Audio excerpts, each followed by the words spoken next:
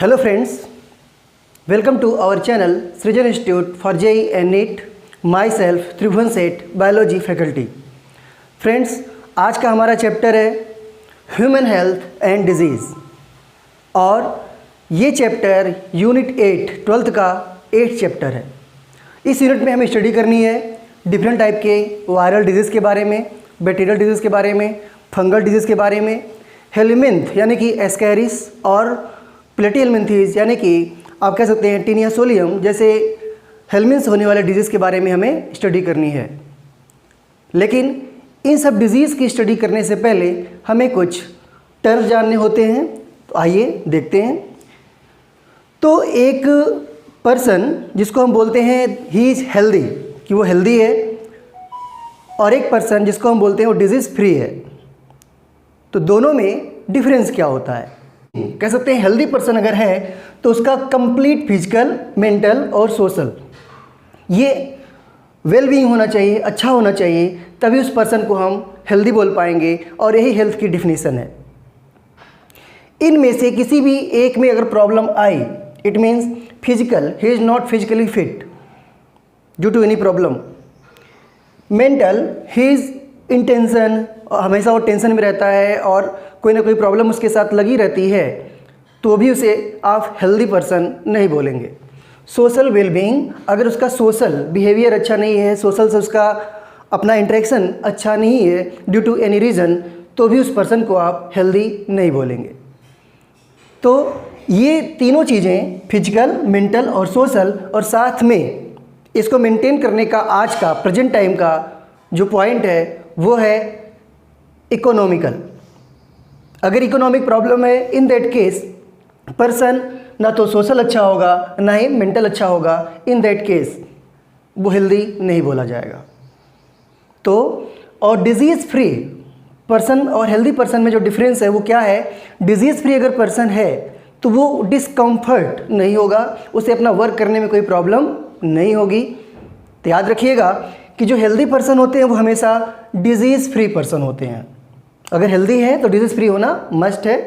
और it depends on both individual as well as physical and social environment, ये उन सब पे डिपेंड करता है। जबकि डिजीज़ फ्री अगर हम कह रहे हैं कि ये पर्सन डिजीज़ फ्री है न कि हेल्दी है, in that case disease free जो पर्सन होगा वो केवल पर्सन पे डिपेंड करेगा कि मैं डिजीज़ फ्री हूँ, मुझे किसी भी टाइप का डिजीज़ नहीं है, ना तो कोई जेनेटिक डिसऑर्डर है, ना ही किसी टाइप का इन्फेक्शन है, तो मैं डिजीज़ फ्री हूँ। बट अगर डिजीज़ फ्री होने के साथ साथ इनमें से किसी भी एक स्टेप में मुझे प्रॉब्लम आती है, तो इन दैट केस मैं हेल्दी नहीं कहूँगा।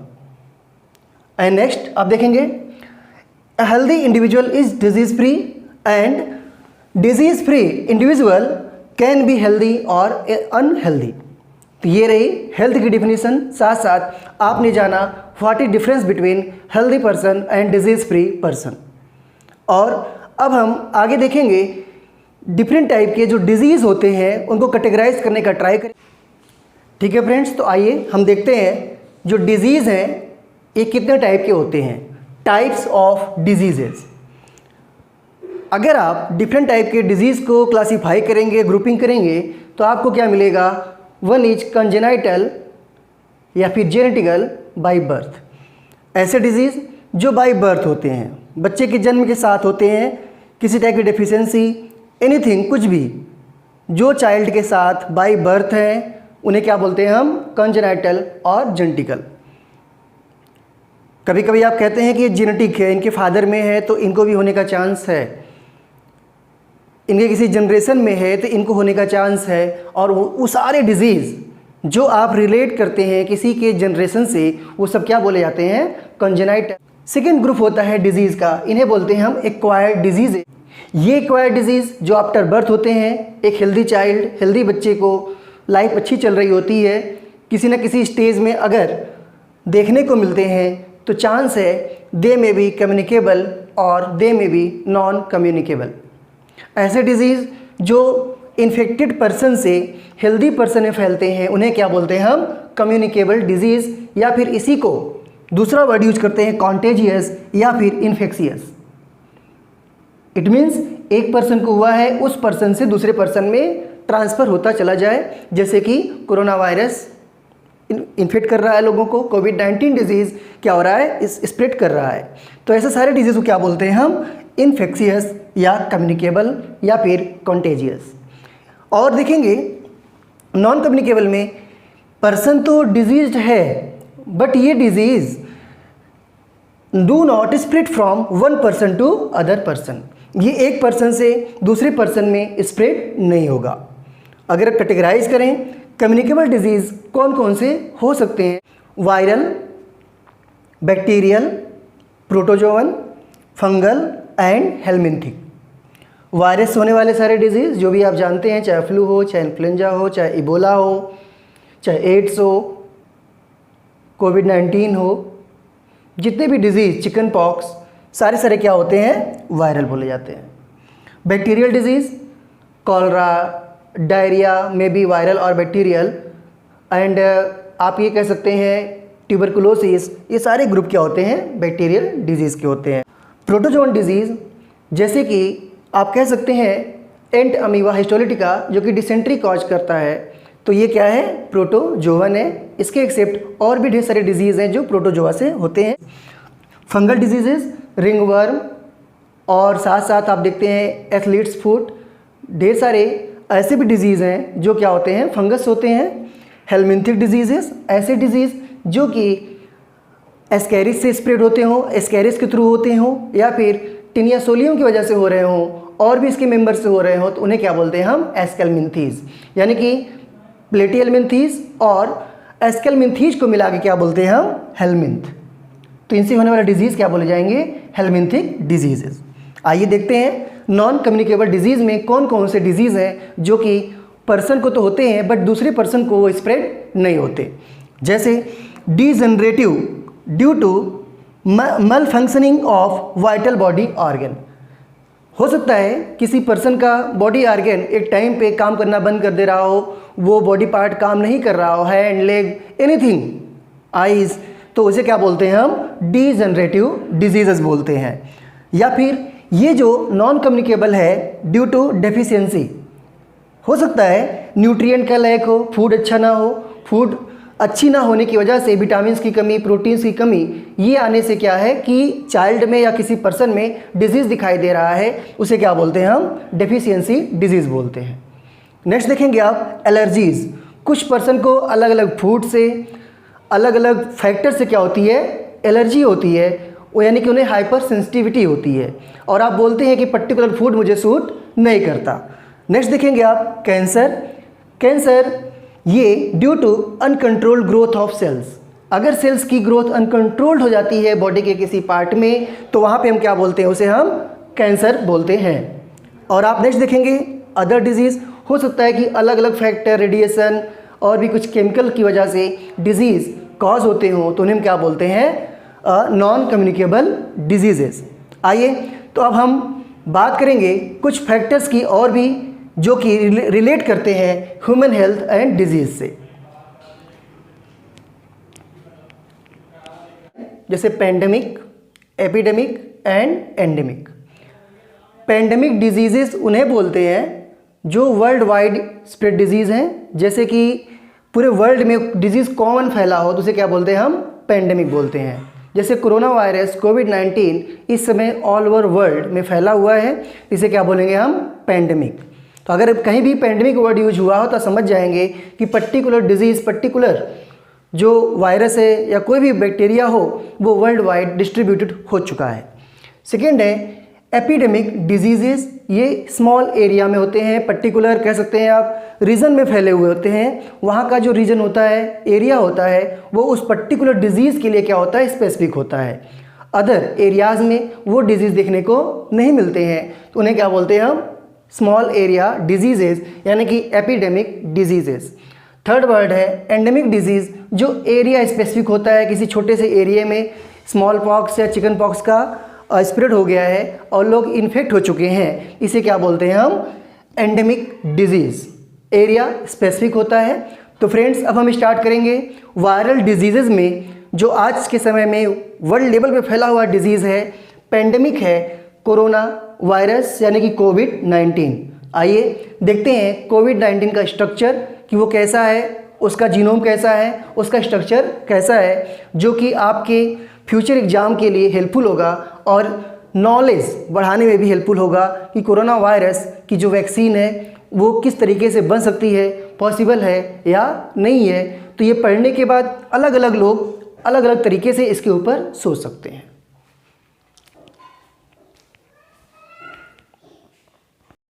वायरस से होने वाला डिजीज़, कोरोना वायरस से होने वाला डिजीज़ कोविड-19 के बारे में देखेंगे कि जो कोरोना वायरस है इनके स्ट्रक्चर कैसे होते हैं, इंटरनल और एक्सटर्नल यानी कि मॉर्फोलॉजी एंड एनाटॉमी।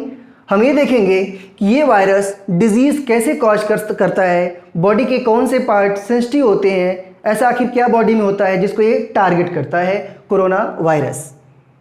और ये भी देखेंगे कि कोरोना वायरस का जो वैक्सीन है उसके लिए टारगेट पॉइंट क्या क्या हो सकता है, पॉसिबिलिटीज़ क्या है। तो फ्रेंड्स, कोरोना वायरस एक ग्रुप है वायरसेस का जो कॉज करते हैं रेस्पिरेटरी ट्रैक्ट इन्फेक्शंस यानी कि सांस की बीमारी पैदा करते हैं। ये कोरोना वायरस इनका एक ग्रुप होता है और जिनमें से जो mild illness include some cause of the common cold, जो हल्का फुल्का इलनेस शो करते हैं। अगर कोरोना वायरस से कहते हैं ना फ्लू हो गया, कॉमन कोल्ड हो गया, अगर कोरोना वायरस उसमें पार्टिसिपेट होते थे पहले के तो वो क्या करते थे, बस कॉमन कोल्ड हल्का सा सर्दी जुकाम जैसा लक्षण आता था और आफ्टर सम टाइम पेशेंट ठीक हो जाता था। लेकिन कुछ कोरोना वायरस ऐसे होते हैं जो अगर डिजीज़ कॉज करते हैं तो डेथ भी हो सकती है। देखते हैं इनमें सार्स, MERS एंड कोविड-19 जैसे कोरोना वायरस का नाम ऐड है जो कि डिजीज़ कॉज करने के बाद पेशेंट की डेथ भी कर सकते हैं। जैसे सार्स, कुछ साल पहले भी आपने सुना था कि सार्स फैली हुई थी डिजीज़, जो कुछ बर्ड से हो रहा था, कुछ चमगादड़ की बात आई थी कि बैट से फैल रहा है, यानी कि severe acute respiratory syndrome.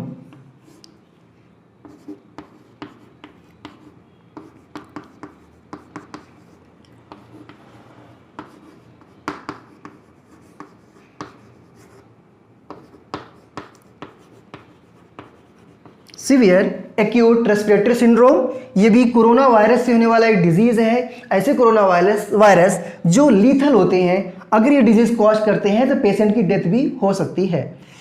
Second है MERS यानी कि मिडिल ईस्ट रेस्पिरेटरी सिंड्रोम। ये सिंड्रोम भी कोरोना वायरस होने वाला डिजीज़ था, सांस की बीमारी थी जिससे पेशेंट की डेथ होने के चांसेस ज़्यादा से ज़्यादा हो जाया करते थे और यहाँ पे भी बैट का नाम लिया गया था, चमगादड़ का नाम लिया गया था। लेकिन ज़रूरी नहीं है कि हर एक डिजीज़ चमगादड़ से हो या किसी भी मैमल से हो सकता है। तो जो बैट है, चमगादड़ है, ये क्या है कि फ्लाई करने वाला, उड़ने वाला मैमेलियन है, स्तनधारी है। तो अगर इसमें इन्फेक्शन हो जाए तो आसानी से ये इन्फेक्शन दूर दूर तक स्प्रेड हो सकता है। तो चांस होता है कि अगर ये डिजीज़ इनके जो होस्ट होते हैं मैमल्स होते हैं तो मैमल कोई भी मैमल हो सकते हैं, लेकिन ये जो वायरस होते हैं हमेशा होस्ट स्पेसिफिक होते हैं। तो अभी जो कोविड-19 डिजीज़ फैला हुआ था इसके बारे में भी यही बातें की जा रही थी कि ये चमगादड़ से डिस्ट्रीब्यूट हुआ है। हाँ, हो सकता है चमगादड़ में ये डिजीज़ हो क्योंकि वो भी मैमल है, वो भी स्तनधारी है, लेकिन जो ह्यूमन इसका होस्ट है वो बेस्ट होस्ट है ह्यूमन बीइंग इसके लिए। तो कोविड-19 यानी कि कोरोना, CO से, V से वायरस और VI से वायरस और D से डिजीज़ 2019 में ये डिस्कवर किया गया, इसको देखा गया, चेक किया गया, तो ये डिजीज़ का नाम दिया गया कोविड-19 और इस वायरस को नोवेल कोरोना वायरस भी बोलते हैं। तो फ्रेंड्स, तो जब इस कोरोना वायरस की स्टडी की जाती है, इसका कोविड-19 के बारे में जब बात की जाती है तो इनका 3D स्ट्रक्चर देखने के बाद इनके इंटरनल एनाटॉमी यानी इंटरनल स्ट्रक्चर की बात आती है तो वहाँ पे हम क्या देखते हैं, इंटरनल स्ट्रक्चर ऑफ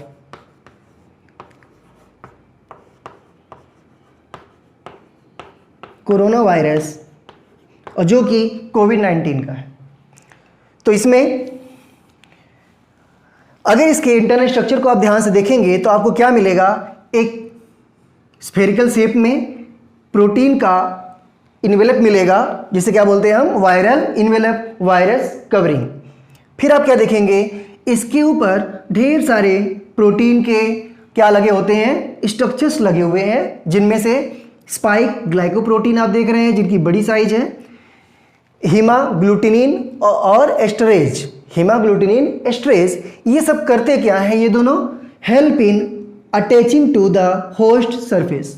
ये दोनों प्रोटीन जो कि वायरस के इन्वेलप पे लगे हुए हैं, ये क्या करते हैं, होस्ट यानी कि जब ये हमारे लंग्स में एंटर करते हैं, हमारे बॉडी के जो ऑर्गन्स बहुत सेंसिटिव है उसमें एंटर करते हैं, तो उस पर्टिकुलर ऑर्गन की जो सेल होती है उसके सरफेस पे अटैचमेंट बनाने में ये क्या करते हैं, हेल्प करते हैं। सेकंड आप देखेंगे एम प्रोटीन, ये यू शेप कुछ आपको दिखाई दे रही है, एम प्रोटीन ये क्या करते हैं, एम प्रोटीन मेम्ब्रेन से अटैच जब वायरस हो जाएगा तो ये क्या करेंगे, मेम्ब्रेन को कन्वर्ट कर देंगे, सेलुलर मेम्ब्रेन क्या करेंगे, चेंज कर देंगे वर्कशॉप में। वर्कशॉप यानी कि जहाँ पे वायरस को अपनी बॉडी के अलग अलग पार्ट बनाने की रिक्वायरमेंट होगी, जहाँ पे वायरस को ज़रूरत होगी इन प्रोटीन्स को फिर से बनाने की, अपने जैसे ढेर सारे वायरस बनाने की, इन्वेलप को फिर से बनाने की, अपने आरएनए को फिर से बनाने की, तो ये क्या करते हैं, उसके सेल मेम्ब्रेन को वर्कशॉप बना लेते हैं और जो होस्ट है उसे कैप्चर कर लेते हैं। और ये कहा जाता है कि एक और प्रोटीन की थ्रेड लाइक स्ट्रक्चर दिखाई देती है इनमें, जिसे बताया जा रहा है कि ये क्या है, वायरस के सर्वाइवल के लिए रिक्वायर्ड होते हैं। यानी कि अगर वैक्सीन बनाना होगा तो ये प्रोटीन टारगेट की जा सकती है कि अगर ये प्रोटीन रियली वायरस को सर्वाइव करने में हेल्प कर रही है तो ऐसा कोई भी वैक्सीन बनाया जाए जो क्या करे, वायरस के इस प्रोटीन को ही डिस्ट्रॉय कर दे। अगर ये प्रोटीन डिस्ट्रॉय हो जाएगी तो वायरस भी क्या हो जाएगा, अपने आप को मल्टीप्लाई नहीं कर पाएगा और अपने नंबर को इंक्रीज नहीं कर पाएगा। तो इसके एक्सेप्ट जब हम इन साइड देखते हैं तो हमें क्या मिलता है, एक हमें रिंग जैसा पूरा स्ट्रक्चर दिखाई दे रहा है जो कि आरएनए का है। तो आप याद रखना कि जितने भी हायर एनिमल्स होते हैं या जितने भी सेलुलर एनिमल्स होते हैं, इनके केस में जो जेनेटिक मटेरियल होता है, जो जीनोमिक मटेरियल होता है, वो क्या होता है, डीएनए होता है, जिसको आप क्रोमोसोम बोला करते हैं। बट वायरसेस के केस में जो जेनेटिक मटेरियल है जो उनके कैरेक्टर को ट्रांसफर करेगा, ये मटेरियल आरएनए या डीएनए हो सकता है। जिनमें से वो वायरस जिनके जेनेटिक मटेरियल आरएनए होते हैं, ये बहुत ही एडवांस माने जाते हैं। तो ये वायरस भी क्या है, एडवांस है, और इसका जो जेनेटिक मटेरियल है ये क्या है, आरएनए है। और बड़ी बात तो ये है, इसका आरएनए पॉजिटिव स्ट्रैंड होता है। तो डियर, पॉजिटिव स्ट्रैंड और नेगेटिव स्ट्रैंड का मतलब आप समझ जाएंगे अगर आपने +2 में जेनेटिक्स की स्टडी कर रखी है। वहाँ पे आपको बताया जाता है कि डीएनए से एमआरएनए बनता है और एमआरएनए से क्या बनती है, प्रोटीन की चेन बनती है। इट मीन्स डीएनए से आरएनए ट्रांसक्रिप्शन होगा, एमआरएनए बनेगा और फिर एमआरएनए की हेल्प से क्या बनाया जाएगा, प्रोटीन बनाया जाएगा। तो इसे बोलते हैं सेंट्रल डोग्मा। तो वायरस के पास अपनी कोई मशीनरी तो होती नहीं है, तो वायरस ने क्या किया, अपने को एडवांस बना लिया। वायरस के पास कोई सेल ऑर्गेनेल्स नहीं होते हैं, तो वायरस क्या करता है, जब भी होस्ट से बाहर निकलता है तो ये वायरस अपने आरएनए को वैसा ही बना के चलता है जिस फॉर्म में वो आरएनए प्रोटीन बना सके। यानी कि इसको डीएनए में कन्वर्ट करने की रिक्वायरमेंट नहीं है। मोस्टली जो वायरस होते हैं वो क्या करते हैं, सबसे पहले अपने आरएनए से होस्ट के सेल में एंटर करने के बाद उसका डीएनए बनवाते हैं और डीएनए बनाने के बाद क्या करते हैं, ये एमआरएनए बनाते हैं और एमआरएनए से फिर वायरस की बॉडी का फॉर्मेशन होता है। लेकिन ये वायरस भी क्या है, एडवांस टाइप का है। तो ये क्या करता है, कि ऑलरेडी बना बनाया mRNA लेके चलता है, जिससे केवल और केवल रिक्वायरमेंट होती है इसे एक सेल की, एक होस्ट की मशीनरी की अपने प्रोटीन्स को बनाने की। इसलिए इसका आरएनए जो कि क्या होता है, डायरेक्टली mRNA जैसा ही होता है, तो इसे क्या बोलते हैं हम, पॉजिटिव स्ट्रैंड आरएनए। और अगर इसमें किलो बेस की बात करें, इसे साइज की बात करें, तो this virus has genome, it means RNA. इसका जो जीनोम होता है 26 to 32 किलो बेस का होता है। तो फ्रेंड्स, ये ओवरऑल स्ट्रक्चर रहा किसका, कोरोना वायरस का, कोविड-19 का। अभी हम आगे देखेंगे कि जो कोविड-19 है ये इन्फेक्ट कैसे करता है, बॉडी के कौन से ऑर्गन सेंसिटिव हैं और क्यों हैं। फ्रेंड्स, तो देखते हैं ये वायरस इन्फेक्शन कैसे कॉज करता है। तो अगर बात की जाए इन्फेक्शन की, तो जैसे मैंने कहा था कि होस्ट के सेल के सरफेस पे जो केमिकल्स होते हैं वो रिस्पॉन्सिबल होते हैं इस वायरस के अटैचमेंट के लिए।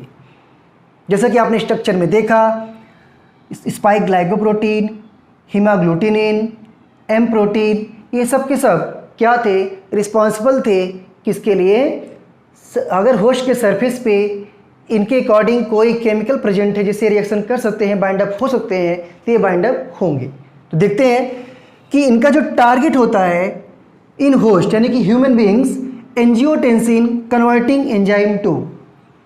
इस एंजाइम का नाम है एंजियोटेंसिन कन्वर्टिंग एंजाइम 2। ये एंजाइम करता क्या है, ये एंजाइम एक वासोडाइलेटर है। वासोडाइलेटर मीन्स ये आर्टरीज की साइज को क्या करेगा, इंक्रीज कर देगा, वेन की साइज को क्या करेगा, इंक्रीज कर देगा, साइज बढ़ा देगा। अगर साइज बढ़ जाएगी तो जो ब्लड प्रेशर है तो वो क्या हो जाएगा, घट जाएगा। यानी कि अगर हार्ट प्रॉब्लम्स आ रही हो, हार्ट बीट किसी का बहुत ज़्यादा बढ़ रहा हो, इन दैट केस ये एंजाइम सिक्रीट होता है, और सिक्रीट होने के बाद क्या करता है, हार्ट को नॉर्मल कंडीशन में लाने का ट्राई करता है। क्योंकि जब वेसल्स क्या होंगी, डायलेट हो जाएंगी, वेसल की साइज बढ़ जाएगी, तो प्रेशर भी क्या हो जाएगा, घट जाएगा। तो ये एंजाइम एंटागोनिस्टिक होता है, यानी कि अगेंस्ट काम करता है एंजियोटेंसिन 2 के। और जब आपने स्टडी करी थी चैप्टर एक्सक्रीटरी सिस्टम, उस टाइम पे आपको किडनी के फंक्शन में बताया गया रहा होगा कि एक रास रेनिन एल्डोस्टेरॉन एंजियोटेंसिन सिस्टम, ये सिस्टम मिलकर के क्या करते हैं कि अगर किसी पेशेंट का ब्लड प्रेशर बहुत लो हो गया है, इन दैट केस रास सिस्टम एक्टिवेट होता है, और ये सिस्टम एक्टिवेट होकर के पेशेंट की बॉडी के बीपी को सही करता है, यानी कि बढ़ाता है, मेंटेन करने का ट्राई करता है। कब, जब बीपी बहुत लो होती है तब। तो इसका नाम था रेनिन एल्डोस्टेरॉन एंजियोटेंसिन, यानी कि ये इसका काम था कि आर्टरीज के, वेन्स के, यानी कि जो वेसल्स होती हैं उनके डायमीटर को, साइज को कम करना, और साइज को कम करके बीपी को बढ़ाने का ट्राई करना था। जब बीपी बैलेंस हो जाती है तो इसके फंक्शन को रोकने के लिए रिक्वायरमेंट होती है कि इसे डिस्ट्रॉय किया जाए, इसके फंक्शन को रोका जाए। इन दैट केस एक्टिवेट होता है कौन सा enzyme, angiotensin converting enzyme 2। Okay फिर फ्रेंड्स, और ये एंजाइम आपको देखने को कहाँ मिलेंगे ज़्यादा, लंग्स की जो सेकेंड टाइप की अल्वियोलर सेल्स होती हैं। लंग्स की अल्वियोलाई एक मटके जैसे स्ट्रक्चर होगी जिसके हेल्प से क्या होता है, गैसेस एक्सचेंज होता है। तो अल्वियोलाई का जो सरफेस होता है मोस्टली कवर्ड होता है स्क्वैमस एपिथेलियम से। जब आप पढ़ेंगे स्ट्रक्चरल ऑर्गेनाइजेशन ऑफ एनिमल्स, उस केस में आपको बताया जाएगा स्क्वैमस एपिथेलियम क्या है और डिफरेंट टाइप के जो टिश्यूज़ हैं बॉडी की वो कैसे काम करते हैं। तो यहाँ पे एक ट्रांसपेरेंट एपिथेलियम स्क्वैमस पूरा सरफेस को कवर किए रहती है, और थोड़े अमाउंट में अल्वियोलर सेल्स होती हैं जिनका काम होता है सर्फेक्टेंट सिक्रीट करने का, यानी कि लंग्स को साफ करने के लिए सर्फेक्टेंट बनाने का, और साथ साथ ये एंजियोटेंसिन कन्वर्टिंग एंजाइम 2 भी सिक्रीट करती हैं। और ये एंजियोटेंसिन कन्वर्टिंग एंजाइम 2 ही टारगेट है किसका, कोविड-19 का। इसका मतलब हमारे बॉडी के जिन ऑर्गन पे एंजियोटेंसिन कन्वर्टिंग एंजाइम अपना रोल शो कर रहा होगा वहाँ पे ये वायरस आसानी से अटैच हो सकता है और अपने नंबर को बढ़ा सकता है। जैसे लंग्स के अलावा आर्टरीज, यानी कि आर्टरीज में अपना नंबर बढ़ा सकते हैं। हार्ट, तो अगर कोई पेशेंट कोविड-19 से इन्फेक्ट है तो चांस क्या बनता है, उसको आर्टरीज की प्रॉब्लम, हार्ट पेशेंट वो हो सकता है। अगर हार्ट कमज़ोर है तो हार्ट अटैक से भी उसकी डेथ हो सकती है। किडनी, चांस है किडनी फेलियर हो जाए, क्योंकि किडनी की जो सेल होती हैं इनकी सरफेस पे भी ये एंजाइम होता है। और साथ साथ इंटेस्टाइन, डाइजेस्टिव ट्रैक्ट और यहाँ की जो सेल्स होती हैं इनके ऊपर भी ये एंजाइम क्या होता है, प्रेजेंट होता है, बीपी को मेंटेन करने के लिए पर्टिकुलर एरिया के। तो फ्रेंड्स, इसका मतलब ये हुआ कि जो कोरोना वायरस कोविड-19 है, ये अगर कोई पेशेंट वीक है, जो बार बार कहा जाता है कि ये ज़्यादा उम्र के लोगों में ज़्यादा अटैक कर रहा है, उनके ऊपर ज़्यादा इन्फेक्ट कर रहा है और उनके डेथ की चांसेस हो सकती हैं, तो डेयर चांस तो है, क्योंकि ये जो ज़्यादा उम्र के लोग होंगे उनमें ये सारे के सारे ऑर्गन्स क्या होते हैं, पहले ही वीक हो चुके होते हैं, तो इनकी इम्यूनिटी भी क्या होती है, वीक होती है। तो बैलेंस करना इनके लिए क्या हो जाता है, टफ हो जाता है। तो ये टारगेट करता है इस एंजाइम को, और इस एंजाइम को टारगेट करके ये वहाँ पे अटैच हो जाएगा, और अटैच होने के बाद क्या करेगा, अपने mRNA के हेल्प से अपने जैसा ढेर सारा वायरस बनाएगा और इन बॉडी ऑर्गन्स में खासकर लंग्स को ये डिस्ट्रॉय करेगा, उनकी सेल्स के फंक्शन को रोकेगा, जिससे कि रेस्पिरेटरी प्रॉब्लम, सांस लेने की बीमारी पैदा होगी। और अगर ये ज़्यादा अमाउंट में वायरस बढ़ता चला गया तो चांस क्या है, पेशेंट की डेथ हो सकती है। तो एक चीज़ और ध्यान देना है आपको, इसका नाम दिया गया है कोरोना वायरस। तो कोरोना मीन्स होता है क्या, मुकुट, क्राउन। तो इसमें ये जो स्पाइक, ग्लाइकोप्रोटीन की जो स्पाइक है, ये स्पाइक क्या करती हैं, सोलर रेडिएशन की जो कोरोना होती है, जो रेडिएशन होता है, इसके जैसा अपीयरेंस शो करते हैं। तो इसका अपीयरेंस ऐसा होने की वजह से क्या होता है, इसे नाम दिया गया है कोरोना, यानी कि इनवेलप के ऊपर मुकुट जैसा ढेर सारा रेडिएशन जैसा कह सकते हैं स्ट्रक्चर फैला हुआ है, तो इसका नाम क्या दिया गया, कोरोना वायरस। ओके, तो फ्रेंड्स, इसके बाद अब हम बात करेंगे कि जो कोरोना वायरस है इससे कैसे बचा जाए। और मैंने पहले बता दिया है कि वैक्सीन बनने का चांस अगर है, तो अगर ये प्रोटीन रियल में इसके फंक्शन को रोक रहा होगा तो वैक्सीन बन जाएगी, तो पॉसिबिलिटीज़ है बनने का। लेकिन मोस्टली जैसे एड्स वायरस का कोई वैक्सीन अभी तक नहीं बना है, क्योंकि जीनोम जब चेंज किया जाएगा तो जीनोम चेंज करने के साथ साथ क्या होगा, ये जो प्रोटीन इसका नेचर ही बदलता रहेगा।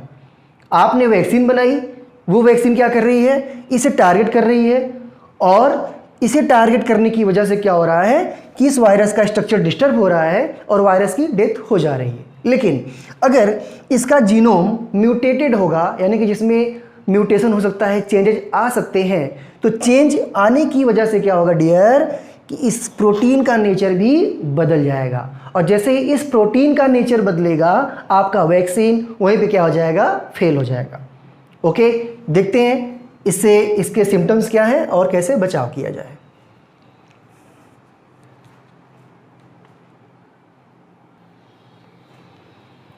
ठीक है, तो देखते हैं जो कोविड-19 है, अगर इसका इन्फेक्शन हो गया तो सिम्टम क्या क्या हो सकते हैं। तो इसमें सबसे पहले तो फ्लू के सिम्टम्स आ सकते हैं, जैसे कॉमन कोल्ड जैसा कोई सिम्टम तो आ सकता है। तो यानी कि फीवर, हाई फीवर हो सकता है पेशेंट को, फीवर बना रह सकता है, जैसे कि कॉमन कोल्ड होने में बना रहता है। सेकेंड हो सकता है इसका कफिंग की प्रॉब्लम हो सकती है। थर्ड हो सकता है लॉस ऑफ एपेटाइट, यानी कि भूख की कमी, भूख ना लगना, पेशेंट को भूख नहीं लगेगा। नेक्स्ट हो सकता है फैटिग्स, यानी कि जो पेशेंट है वो थका थका सा रहेगा, बार बार थकान रहेगी उसको। और क्या हो सकता है, पेशेंट को मसल पेन की प्रॉब्लम आ सकती है। तो ये सब कुछ सिम्टम्स हैं जो एक कोविड-19 के पेशेंट में हो सकता है, जैसे कि सर्दी जुकाम की बातें करने पे होती हैं। तो ये सारे सिम्टम्स एक पेशेंट में देखने को मिल सकता है। लेकिन अभी जो लेटेस्ट न्यूज़ बार बार आते हैं वो ये बताते हैं कि बहुत से पेशेंट ऐसे हैं जिनमें ऐसा कोई भी सिम्टम देखने को नहीं मिलता। फ्रेंड्स, यानी कि ये कुछ वैसा ही है जैसे कि एड्स वायरस लंबे समय तक बॉडी में परसिस्ट कर जाता है और बहुत सालों के बाद अपने असर को दिखाता है और पेशेंट की डेथ कॉज कर देता है। इसका मतलब ये जो वायरस है ये पेशेंट की बॉडी में परसिस्ट कर सकता है, नॉर्मली पड़ा रह सकता है और पेशेंट को कोई प्रॉब्लम नहीं होगी, वो एक होस्ट का काम करेगा। लेकिन वो पेशेंट जब किसी दूसरे हेल्दी पर्सन के कांटेक्ट में आएगा तो उसे क्या करेगा, इन्फेक्ट कर देगा, जबकि वो उसमें कोई सिम्टम नहीं है, कोई साइंस नहीं है, ना तो उसको फीवर है, ना कफिंग है, ना बॉडी में कोई पेन है, उसे कोरोना वायरस का कोई भी लक्षण दिखाई नहीं दे रहा है। तो कोरोना वायरस उसकी बॉडी में छुपा हुआ है। जब भी वो किसी हेल्दी पर्सन के कांटेक्ट में आएगा तो उस पर्सन को चांस है कोरोना वायरस होने का, कोविड-19 डिजीज से इन्फेक्ट होने का। तो ऐसे भी और भी न्यूज़ देखने में मिल रहे हैं। तो फिलहाल सिम्टम पे नहीं जाना है, इसके टेस्टिंग को बढ़ाना है। टेस्टिंग में करते क्या है, उसे बोलते हैं हम real time reverse transcription PCR, यानी कि RT-PCR, real time reverse transcription PCR. इसमें क्या करते हैं, पॉलीमरेज चेन रिएक्शन, ये बायोटेक्नोलॉजी का, डीएनए फिंगरप्रिंटिंग का एक बहुत ही सक्सेसफुल टूल है, जिसमें विक्टिम जो होता है, जो अपराधी होता है या फिर जिसके लिए हम डीएनए फिंगरप्रिंटिंग करना चाहते हैं, उसका सैंपल जब भी कम होता है, यानी कि उसका डीएनए का हेलिक्स सिंगल ही मिला हुआ है, जो अपराधी है या जिसको हम चेक करना चाहते हैं, जो हमें डीएनए मिला हुआ है और उसका अमाउंट बहुत ही कम है, लेकिन जो सस्पेक्ट है उनका नंबर हज़ारों में है, तो हज़ारों टेस्टिंग करने के लिए अब डीएनए का अमाउंट तो छोटा है, तो इसके नंबर को कैसे बढ़ाया जाए। तो इसके नंबर को बढ़ाने के लिए जो टूल यूज होता है उसे बोलते हैं हम क्या, पॉलीमरेज चेन रिएक्शन। ये क्या करता है, एक सिंगल हेलिक्स का डीएनए उसको हज़ारों हेलिक्स में कन्वर्ट कर सकता है, जिससे कि एक सिंगल डीएनए अगर कहीं से मिल गया है तो उसके हेल्प से आप लाखों लोगों की टेस्टिंग कर सकते हैं कि ये डीएनए आखिर लाखों जो लोग हैं उनमें से किससे मैच कर रहा है। तो इसी मेथड का यूज किया गया है कि आरएनए से पहले डीएनए बनाया जाएगा और जब डीएनए बन जाएगा उस डीएनए को क्या किया जाएगा, मल्टीप्लाई किया जाएगा। मल्टीप्लाई करने के बाद क्या किया जाएगा, इससे मैच कराया जाएगा कि एक पेशेंट का डीएनए जो सैंपल से मिला हुआ है उससे मैच कर रहा है कि नहीं। यानी कि अगर मेरे ऊपर डाउट है कि कोविड-19 मेरी बॉडी में परसिस्ट किया है, मेरी बॉडी में पड़ा हुआ है, तो क्या किया जाएगा, यहाँ से माउथ पार्ट से या नाजल एरिया से सैंपल लिया जाएगा और सैंपल लेने के बाद उसका क्या किया जाएगा, RT-PCR किया जाएगा। यानी कि उसमें दोनों काम किया जाएगा कि वो क्या करेगा, डीएनए में कन्वर्ट करेगा, नंबर को बढ़ाएगा, और जो पहले से ही वायरस का सैंपल रखा हुआ है, वायरस का आरएनए या डीएनए रखा हुआ है, उससे मैच कराया जाएगा मेरे माउथ में जो वायरल पार्टिकल अगर प्रेजेंट है तो, कि ये वायरस उस सैंपल से मैच कर रहा है कि नहीं। अगर ऐसा होता है तो क्या होगा कि तो कोरोना पॉजिटिव बोला जाएगा। अगर जो वायरस का सैंपल पहले से रखा गया है, वायरस का डीएनए जो पहले से रखा गया है, वायरस का आरएनए जो पहले से रखा गया है, अगर उससे मैच नहीं कर रहा है से जो माउथ से सैंपल लिया गया था, तो उसे क्या बोलेंगे कि वो कोरोना पॉजिटिव नहीं, कोरोना नेगेटिव है। कोविड-19 से हम बचाव कैसे कर सकते हैं, जैसा कि आप जानते हैं कोविड-19 ये जो वायरस है, इस डिज़ीज़ का अभी तक कोई सक्सेसफुल मेडिसिन नहीं बन सका है, इस पे बस काम चल रहा है। हाँ, जो ट्रीटमेंट हॉस्पिटल्स में किए जा रहे हैं वो कहीं ना कहीं से क्या किया जा रहा है, जो चांस हो सकता है, जैसा कि मैंने आपको बताया, एंजियोटेंसिन कन्वर्टिंग एंजाइम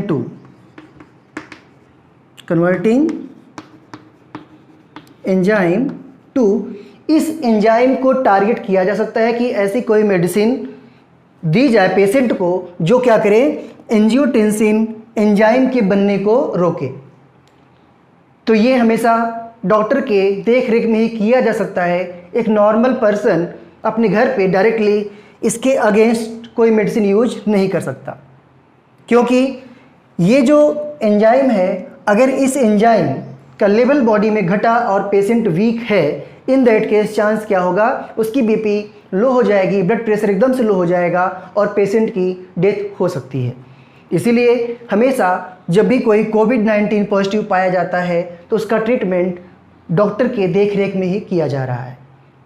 नहीं तो क्या होता, नॉर्मली मार्केट में मेडिसिन ला दी गई होती और कहा जाता कि कोविड-19 से बचने के लिए ये दवाएं आप खाएं, लेकिन इनका साइड इफ़ेक्ट ये होगा कि पेशेंट वीक है, इन दैट केस उसका हार्ट वगैरह की प्रॉब्लम आएंगी और डेथ हो जाएगा। तो फ्रेंड्स, इसका मतलब ये हुआ, इसका बस बचाव ही एक इलाज है और कोई इलाज नहीं है। तो कोविड-19 से बचने के लिए सबसे पहला जो काम करना है वो आपको बार बार एडवर्टीजमेंट में बताए जा रहे हैं। तो अपने हैंड को किसी भी टाइप के सोप से वॉश करें और हमेशा क्या करें, सोशल डिस्टेंसिंग बना के रखें। वॉशिंग का तरीका को बार बार कहा जाता है कि हैंड वॉश कैसे करें। आप हैंड में सोप को लें और अच्छे से सोप को चारों तरफ, उंगलियों के कोने में, साइड में, जितनी भी एरिया है अच्छे से लगा करके ट्राई करें कि 20 सेकेंड के आसपास हैंड को अच्छे से सोप को लगने दें और 20 सेकेंड के बाद ही अपने हैंड को वॉश करें। दूसरा आपको बताया जाता है कि अगर आपको माउथ वॉश करना है, टच करना है, तो आप डायरेक्ट हैंड से टच ना करके साइड से टच करें, कोने से टच करें। हैंड से ना करके नमस्ते करें, जो कि इंडियन कल्चर है। और सोशल डिस्टेंसिंग की बात बार बार की जा रही है, तो सोशल डिस्टेंसिंग बना के रखें। ऐसा नहीं है कि आपके घर में, आपके फैमिली में कोविड-19 किसी को नहीं है, बट वो मेंबर बाहर मार्केट में जा रहा है, पब्लिक प्लेस पे जा रहा है, तो हो सकता है कि आपके घर का वो मेंबर स्ट्रांग हो, कोविड-19 के सिम्टम को शो ना करता हो, बट आपके घर में अगर 10 मेंबर्स हैं, कोई 3 मेंबर अगर वीक है, उनकी इम्यूनिटी कमज़ोर है, तो इन दैट केस उनको कोविड-19 के अटैक का चांस हो सकता है।